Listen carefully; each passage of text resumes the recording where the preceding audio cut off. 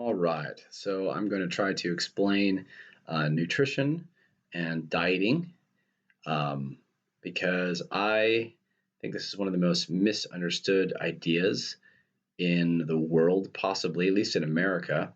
And a lot of people make really bad decisions because of how they misunderstand these ideas.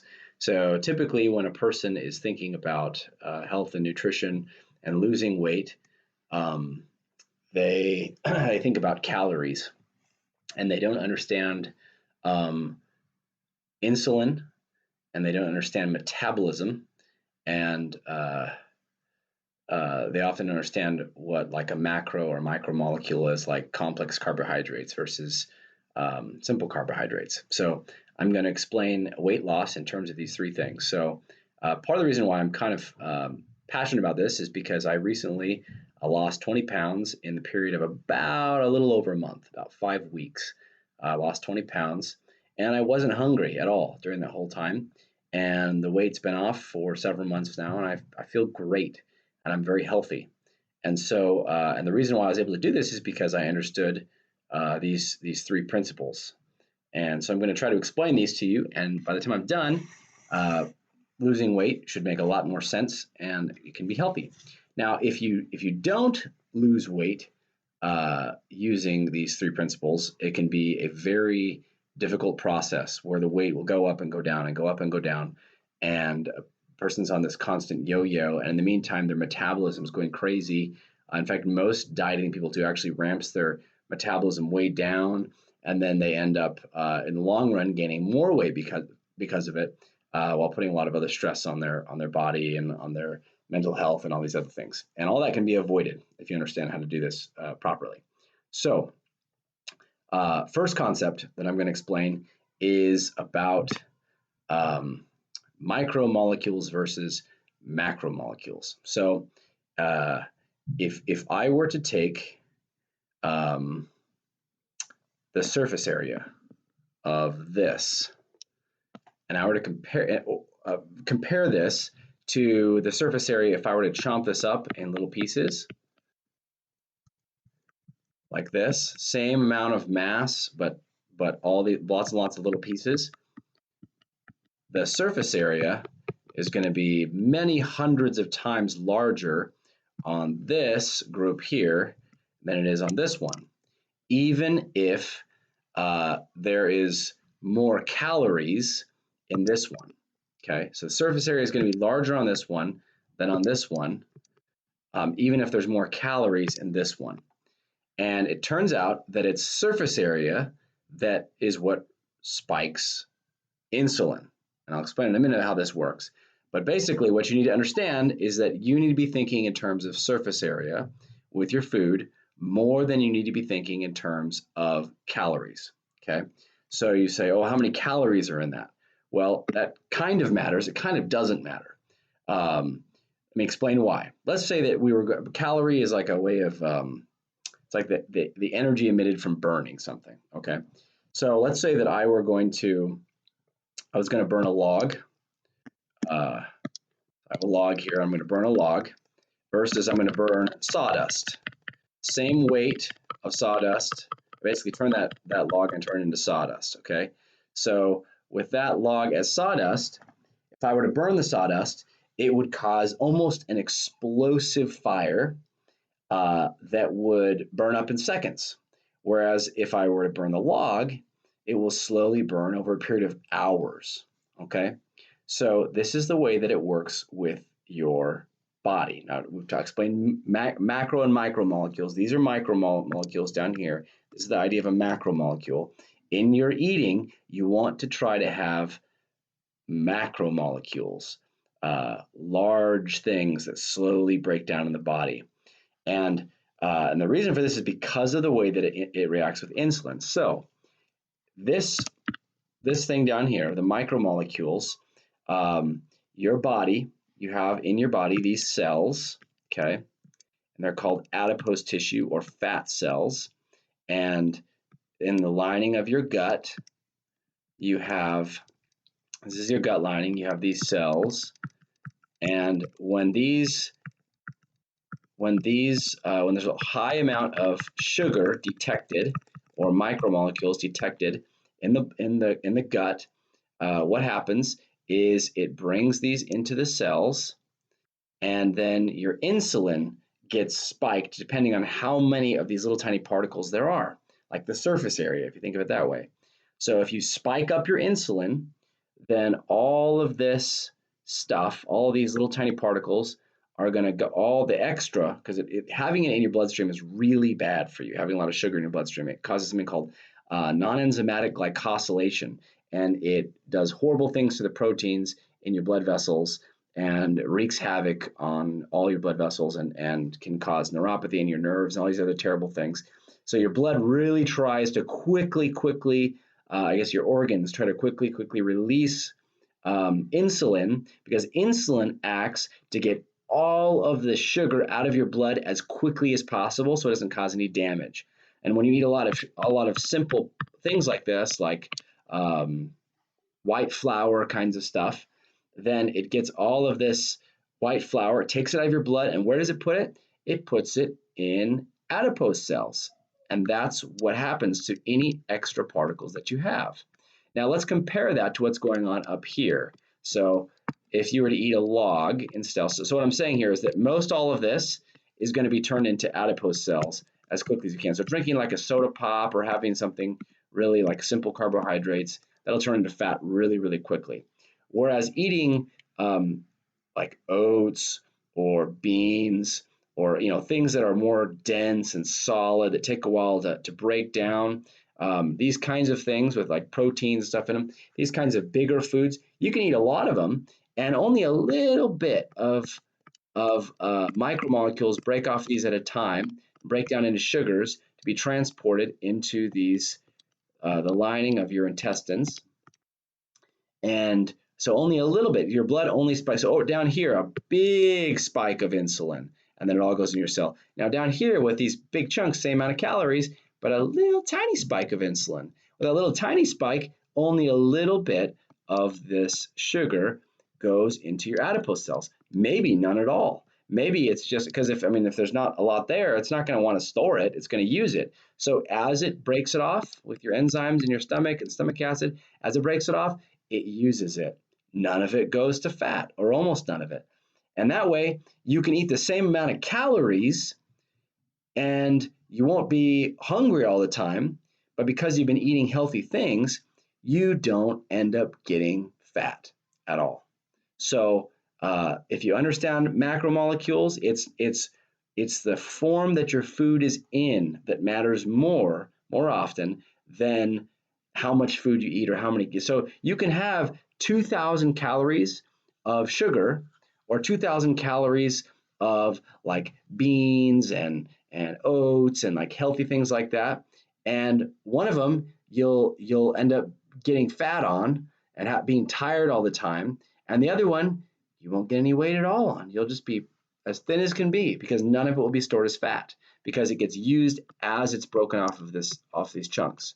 So really good idea to eat macromolecules, things like junk food, any of these sorts of things. They just get turned into fat almost immediately, and then your bloodstream has no sugar in it because it took all of it and put it into the fat, and then it's going to try to break down the fat, and it's just a really difficult process. So that first concept, macromolecules. The second concept, insulin.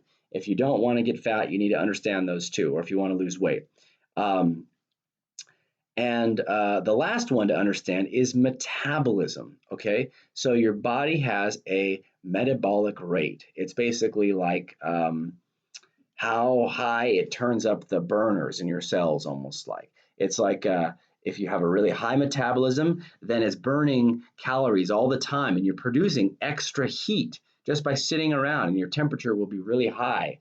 And if your metabolism is really low, then it's turned down all the fires really faintly, because it says, we have hardly any food at all. We need to really not burn any of this food. Store all the food that you possibly can as fat, because we're not getting enough food. So just store it, anything extra.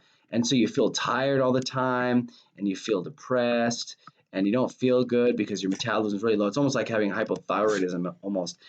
and any extra sugar that you have at all is put into storage because your body is acting like the nation of Egypt before the 7 years of famine. It's storing as much as it can. Everybody's eating, all of your cells are eating the absolute minimum calories that they can, and your fat cells are quickly storing it all as quickly as they can. So if you want to get fat, then go for long periods of time without eating, because what will happen is your body will think there's a starvation mode and it will store all of that extra food that you eat as fat. You'll have low energy, you'll feel depressed, and you won't feel good. So if you want to be skinny, you need to never ever allow your cells to be starved. And what that'll do is it'll crank up your metabolism, but you got to do it in the right way. You don't do it with micromolecules, you do it with macromolecules. So you get a big chunk of food, something like beans. I've used beans several times, but you can eat a lot of food, but just have it in big chunks, okay? Like salmon's another really good. There's a lot of really good foods you can eat. Vegetables are great. All these foods are great. You eat these foods, and these foods will slowly break down. Little chunks will slowly break off. Those chunks will go in here, so your cells always have exactly what they need, just enough. So they keep the fires up nice and high, and none of this extra stuff is getting stored as fat, and your energy is high, and your metabolism gets high. Now, when I mean metabolism, there's catabolism, which is where it's storing things, like that's building up fat cells, and metabolism is like burning things down. Okay, so your cells, you're having a high metabolic rate means it's burning down the sugars, it's using them up, but if you are not eating enough, then what happens is instead it takes all that sugar and it builds up to make all of this fat in your body and slows the cells way down, so the cells are eating the very minute. So your body's very smart here. It's trying to prepare you for starvation, and so it's trying to use as little as possible. So even when you exercise, if you are not eating enough, your body won't use the fat stores in the exercise. It'll use the minimum it possibly can, and you won't burn hardly any fat when you exercise. So if you want to get the most out of your exercise and you want to not have extra fat on you, then the thing to do is to always have some good food in you, macromolecules, good healthy foods with proteins and with large molecules. And if you do that, then you will not be ramping down your metabolism. You will not ever be spiking your insulin, and consequently, you will have less fat, and you will have more. You'll have more energy, and you'll feel better. So, and the nice thing about it too is that you won't be hungry. And so it's good for you psychologically, but it's also good for you stress-wise. So in your body, when a person their body's stressed or their mind's stressed, it releases some hormones. And actually, eating in a way that's not good, like if you were to eat sugars all the time and your body's never getting the right kinds of things, eating unhealthy food or even starving yourself, what happens is your hormones can get all whacked out because it's releasing bad amounts, and people can get this like fat. All the fat gets around their organs, internal organs, because it's released from your adrenal glands, and then it only makes a certain way through the bloodstream before it's a whole other type of sugar that's broken down in your body. It's another type of storage. It's in your liver. But anyway, so it ends up resulting in you getting weird fat patterns and like scrawny arms, but kind of big fat belly. And this is what happens when your hormones get out of whack. So you don't want to mess up your hormones. If you mess up your hormones by starving yourself or by eating sugars all the time, then you can end up like this. And you want to look up some weird disease, look up like some of these diseases, these people that are starving in Ethiopia, and they have these big bellies and things like that. There's reasons for these things. Edema is another thing that can happen too if you don't get enough of these sorts of things. So really important, if you want to lose weight and you want to have a good healthy figure with not all the weight in your belly area, then you always have food in you. Because any moment you don't have food in you, what I mean by food in you is these macromolecules. Any moment that you don't have macromolecules inside of you, breaking stuff down, like having some beans or something in there, what will happen is that your body will say, uh-oh, there's a famine. We need to turn down all the fires, we need to slow down the metabolism as much as possible. We cannot burn any fat at all. We need to store every extra thing that we have as fat. Don't lose a bit of it because there's a famine. And so really, really careful to always have food in you at all times, and enough food so that you're not hungry. So having multiple meals a day, or actually snacking throughout the whole day. So let me tell you how I lost 20 pounds. So in light of these 20 pounds in like a month, about 5 weeks. So what I would do is for breakfast, at all times of the day, I had like 6 apples a day. I was eating apples all the time. And the apples always kept these big chunks of food producing sugar, just enough sugar for my cells to this is my lining cells here, for my cells to never ever be starving for sugar. So they always were just getting barely enough. So I never spiked my insulin by eating like sugar and things like that. And then I would eat foods that were very nutrient dense. I would have like salmon or maybe tuna or like a big plate of vegetables, things like this. Salmon is really good for you. It has a very low life cycle, so it doesn't have a lot of heavy metals in it. Fish can be a great thing. It's really, really high in lots of things that are very healthy for you, especially salmon, really high in lots of things that are healthy for you.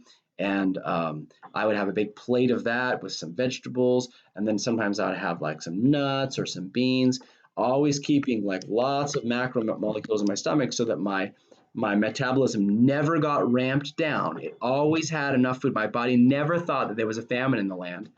And doing this, my metabolism got ranked up really high, so I was burning through stuff great. My insulin also never got spiked, so I was never getting a lot of fat in me.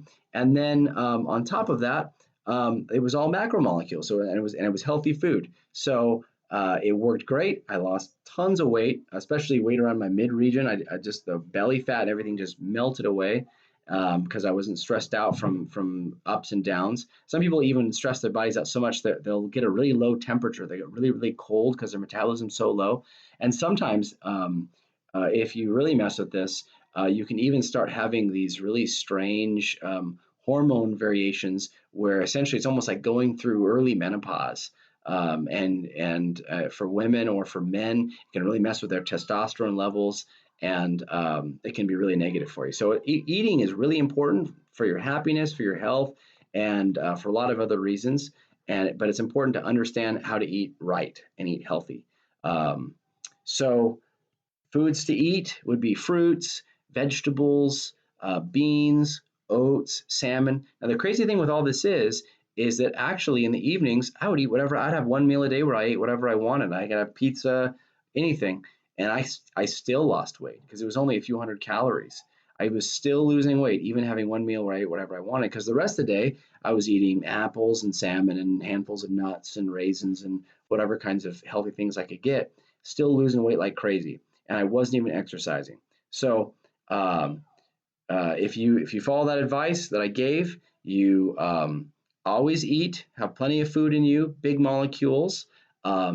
You make sure that it's macromolecules that you're eating instead of micromolecules, really processed foods like chips and things like that, or like sugar and candy and things like that. Soda pop, all it's gonna have the opposite effect. So always have lots of food. Don't spike your insulin ever. So avoiding those other things. And then always having the food so that you don't mess with your metabolism and your hormones and stress out your body. If you do that, you can lose a ton of weight. This is actually a variation of a diet that I actually heard about on a TV show. When I started studying into it, it was one that supermodels used to get down to these like crazy weights, whatever, because that's the way it works. It's working with the hormones in your body and with your insulin. A lot of these people get really worried about gaining weight, and so they're like, "Oh my gosh, I should starve myself." That's the last thing you want to do. if you want to actually lose weight, because that will screw up your metabolism, it'll mess up your hormones, and you'll get an odd distribution of fat. You'll get a lot of fat around your belly, and your arms will get little scrawny, and your legs will get scrawny. You'll look like the children starving in Africa, and it won't work. So a lot of times that's what people do, and then they're like, well, I've got to eat something. They get really, really hungry, and it causes all these problems. And then when they do eat something, they'll eat simple carbohydrates. And the simple carbohydrates spike their insulin, goes straight into their fat, and so they don't get any muscle or anything. They just go straight to fat. And the end result is that as time goes on, they've messed up their hormones, they've messed up their body, and they end up actually being more fat in the long run. As soon as they go off of this, the diet or whatever they're on, and in the end, they're more obese because their metabolism is so messed up and their body's so messed up from all these ups and downs and everything. And they didn't even really lose that much weight. So, and if they did lose it, they lost it in an unhealthy way that'll have negative long-term side effects. So anybody in the family wants to discuss this more, I'd be happy to talk about it. I was very pleased using these principles, and with the weight that I lost, I feel great. I wasn't even hungry the whole time. I just felt really good. I hope this is helpful for anybody. I love you guys. I hope you have a good time. Bye.